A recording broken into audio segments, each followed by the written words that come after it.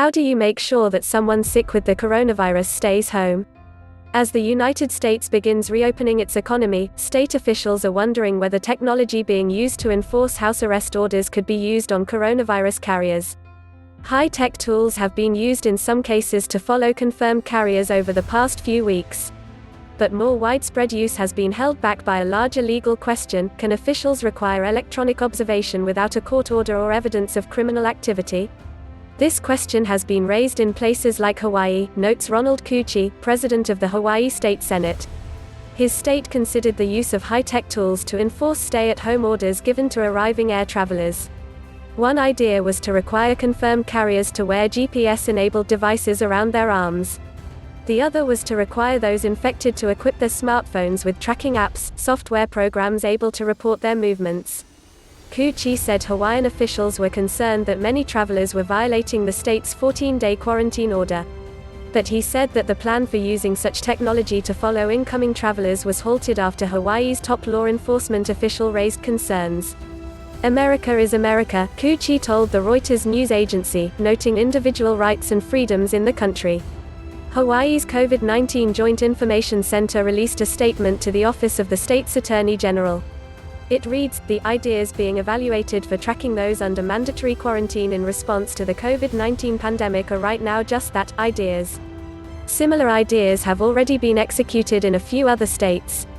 7 people who broke quarantine rules in Louisville, Kentucky were court-ordered to wear GPS tracking devices, notes Amy Hess, the city's chief of public services. She told Reuters that while she had little interest in the devices, state law requires the enforcement of stay-at-home orders to protect public health. "We don't want to take away people's freedoms, but at the same time we have a pandemic," she said.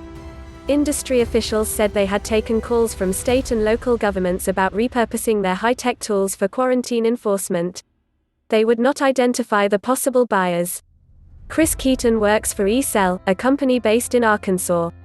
Keaton told Reuters he had recently spoken with a state agency that wanted to make changes to his detainee tracking smartphone app for quarantine enforcement.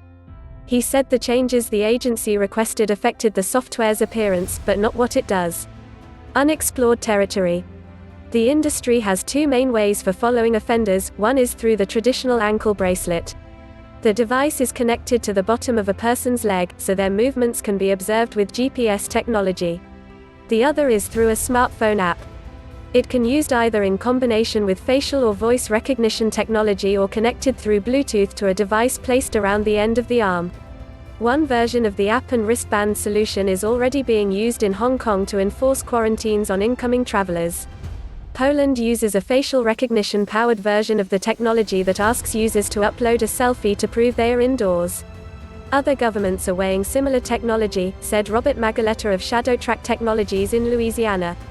Magaleta told Reuters he was in talks with countries in Asia, Europe, and Latin America.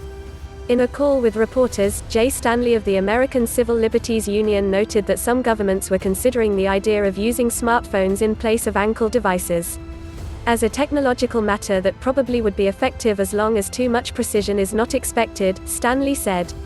But he warned that efforts to enforce public health measures often create more problems.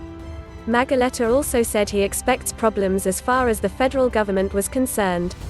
He added that he is more worried about observing patients with COVID-19 than he was about enforcing house arrests for criminals. "It's uncharted territory," Magaleta said.